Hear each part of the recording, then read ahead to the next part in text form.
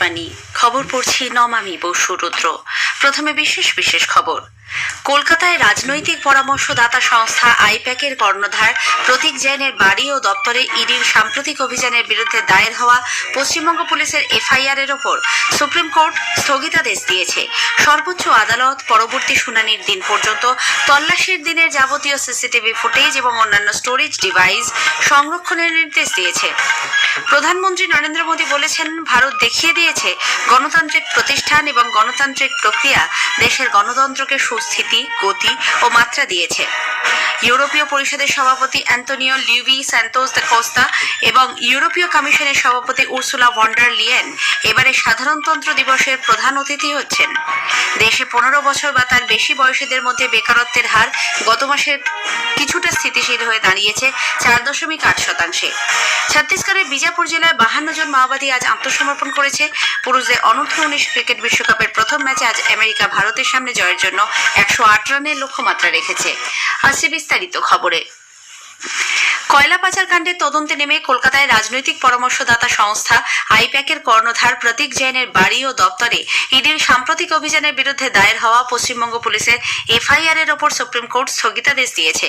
শীর্ষ আদালতের পর্যবেক্ষণ, কেন্দ্রীয় তদন্তে রাজ্য সরকারি সংস্থার বাধাদানের অভিযোগটি গুরুতর প্রশ্নের উত্থাপন করেছে। বিচারপতি প্রশান্ত কুমার মিশ্র এবং বিচারপতি বিপুল পাঞ্চলির বেঞ্চ এ ব্যাপারে পশ্চিমবঙ্গের মুখ্যমন্ত্রী মমতা ব্যানার্জি, রাজ্য পুলিশের মহানির্দেশক রাজীব কুমার, কলকাতা পুলিশ কমিশনার এবং অন্যান্যদের নোটিশ জারি করেছে। মামলার অপরপক্ষের জবাব দাখিল করার জন্য 2 সপ্তাহের সময়ও দিয়েছে বেঞ্চ। আগামী মাসের 3 তারিখ এই মামলার পরবর্তী শুনানি। আজ এক অন্তর্বর্তী রায়ে সর্বোচ্চ আদালত পরবর্তী শুনানির দিন পর্যন্ত তল্লাশির যাবতীয় সিসিটিভি ফুটেজ এবং অন্যান্য স্টোরেজ ডিভাইস সংরক্ষণের নির্দেশ দিয়েছে।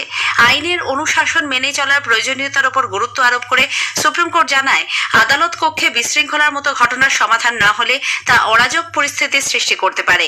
ওই দিন সংস্থার আধিকারিকদের তদন্তে বাধা দেওয়া হয় বলে জানিয়ে ইডি এ ব্যাপারে বিচার বিভাগীয় হস্তক্ষেপ দাবি করেছে। রাজ্যের আইন বলবৎকারী সংস্থা কেন্দ্রীয় তদন্তে হস্তক্ষেপ করতে পারে কিনা তা খতিয়ে দেখতেও সুপ্রিম কোর্ট রাজি হয়েছে। এদিকে সুপ্রিম কোর্টের এই সিদ্ধান্তকে পশ্চিমবঙ্গের মুখ্যমন্ত্রী মমতা ব্যানার্জির কাছে এক বিরাট ধাক্কা বলে বিজেপি জানিয়েছে। নতুন দিল্লিতে আজ এক সাংবাদিক বৈঠকে দলের মুখপাত্র গৌরব ভাটিয়া অভিযোগ করেন, অরাজকতা ও অপশাসনের প্রতীক হয়ে দাঁড়িয়েছেন মমতা ব্যানার্জি। क्या ईडी, सीबीआई, सेंट्रल एजेंसीज जो हैं, इनको पार्टी के गुंडे आके टीएमसी के रोकेंगे? इनको स्टेट की पुलिस जो कि ममता बनर्जी के आदेश का पालन कर रही है, क्या वो रोक सकते हैं? ये सवाल उठाया सर्वोच्च न्यायालय ने अपनी टिप्पणी में। पुलिस जिसको ईडी के हाथ मजबूत करने थे, क्योंकि ये 2742 करोड़ रुपए का जो घोटाला हुआ है उसकी प्रोब चल रही है, तो वही दखल कर रहे हैं, वही डरा रहे हैं, वही विवेचना को रोक रहे हैं। ये कैसा जंगल राज है पश्चिम बंगाल में? ममता बनर्जी को उत्तर देना चाहिए। প্রধানমন্ত্রী নরেন্দ্র মোদী বলেছেন, ভারত দেখিয়ে দিয়েছে গণতান্ত্রিক প্রতিষ্ঠান এবং গণতান্ত্রিক প্রক্রিয়া গণতন্ত্রকে সুস্থিতি, গতি ও মাত্রা দিয়েছে।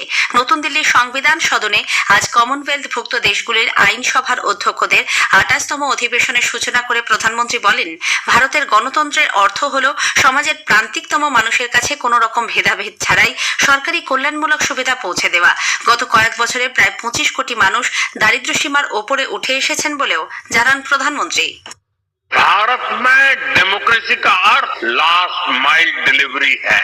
हम एक लोक कल्याण की भावना से हर व्यक्ति के लिए बिना किसी भेदभाव के काम कर रहे हैं और इसी लोक कल्याण की भावना के कारण बीते कुछ वर्षों में भारत में 25 करोड़ लोग गरीबी से बाहर निकले हैं।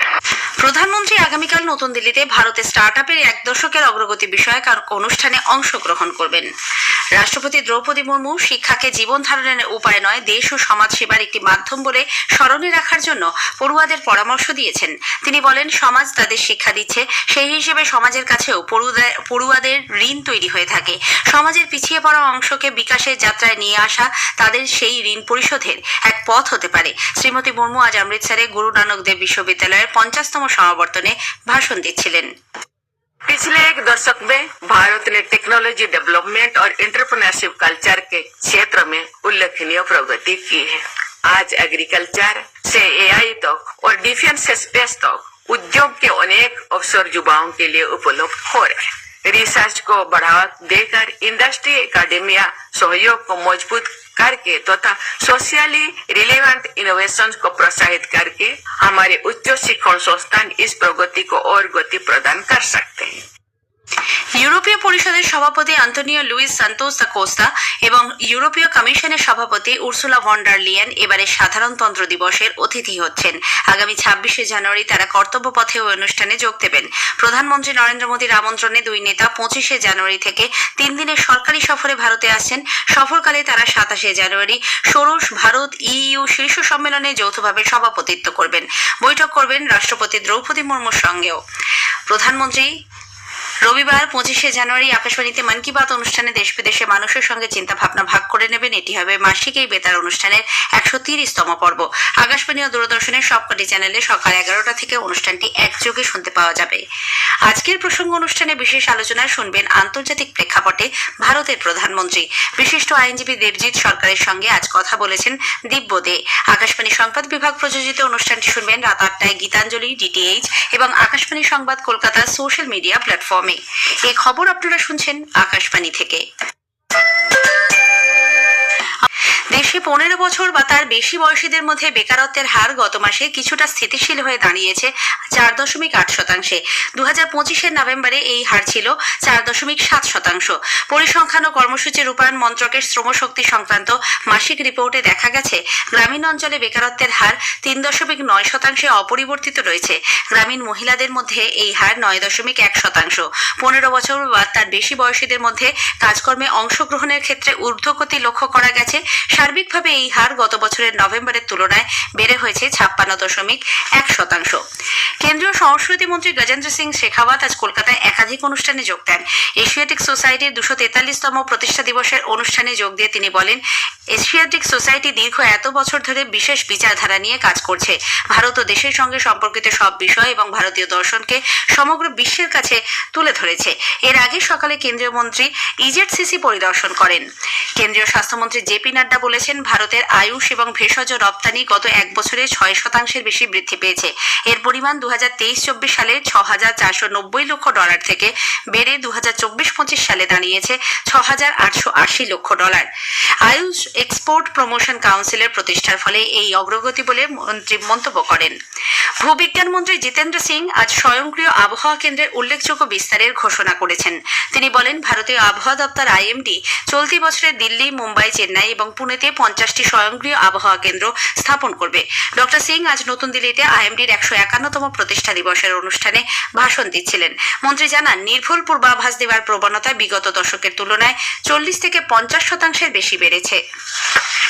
ছত্তিশগড়ের বিজাপুর জেলায় 52 জন মাওবাদী আজ আত্মসমর্পণ করেছে। এদের জন্য 1,45 লক্ষ টাকার অর্থ পুরস্কার ধার্য ছিল। আত্মসমর্পণকারীদের মধ্যে 21 জন মহিলা। এরা সকলেই মাওবাদীদের দক্ষিণ সাব জোনাল ব্যুরো এবং ভৈরামগড় এলাকার কমিটির সদস্য। রাজ্য সরকারের পুনর্বাসন নীতির অধীনে এরা 50,000 টাকা করে অর্থ সহায়তা পাবে। মার্কিন যুক্তরাষ্ট্রের সঙ্গে সম্ভাব্য সেনা সংঘাতের আশঙ্কায় ইরান তাদের আকাশসীমা বন্ধ করার যে সিদ্ধান্ত নিয়েছিল তা প্রত্যাহার করে নিয়েছে।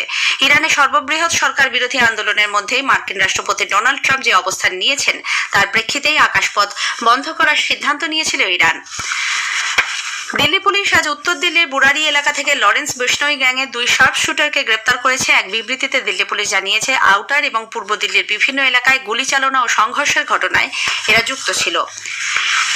পুরুষদের অনূর্ধ্ব-19 ক্রিকেট বিশ্বকাপ আজ শুরু হয়েছে। বুলাওয়ের কুইন্স স্পোর্টস ক্লাবে আজ প্রথম ম্যাচে মার্কিন যুক্তরাষ্ট্র ভারতের বিরুদ্ধে প্রথম ব্যাট করে 35 ওভার 2 বলে সবকটি উইকেট হারিয়ে 107 রান সংগ্রহ করেছে। জবাবে ব্যাট করতে নেমে ভারত 17 ওভার 2 বলে 4 উইকেট হারিয়ে 99 রান করেছে।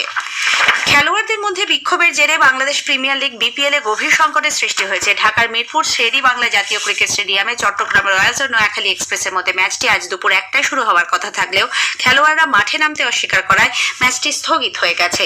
শেষ করার আগে খবরের বিশেষ কিছু অংশ আরও একবার।